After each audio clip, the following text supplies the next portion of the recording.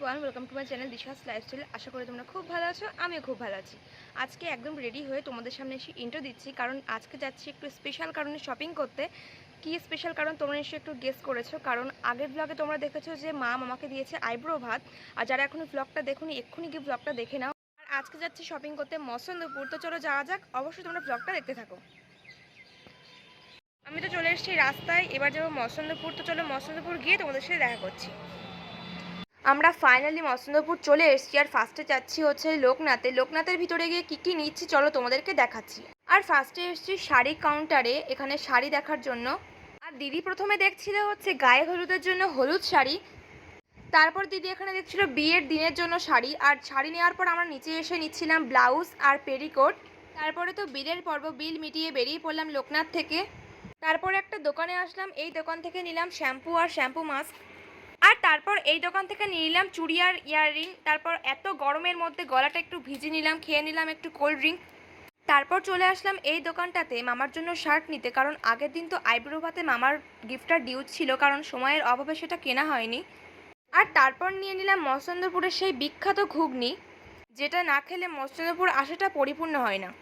আর তোমাদেরকে তো বলাই হয়নি, আজকে সকালে আমরা শপিং করতে বেরিয়েছিলাম মাইমার জন্য একটা গিফট নিতে। আর নতুন মহিমার জন্য নেওয়া হলো পলা রিং। আর নিয়েছিলাম আমার আর মায়ের জন্য এখান থেকে নোসপিন। মসন্দপুর থেকে এক্ষুনি ফিরেছি, আর এখন প্রায় 9:30 বাজে। দেখতে পাচ্ছি একদম ঘেমে গেছি, কারণ ভীষণ গরম এখন। আর এই যে অনেক কিছু কেনাকাটা করে ফেলেছি আজকেও গিয়ে, সেগুলো আমি আর দেখালাম না আজকে। এখন তো তোমাদেরকে দেখালাম যে 9:30 দিকে মসন্দপুর থেকে বাড়ি এসেছি।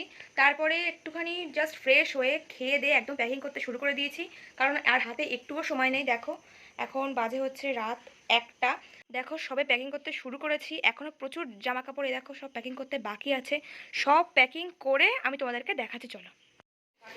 আমি এই মাত্র স্নান করে আসলাম, কারণ ভীষণ গরম পড়ছে, আমার তো ভীষণ কষ্ট হচ্ছে।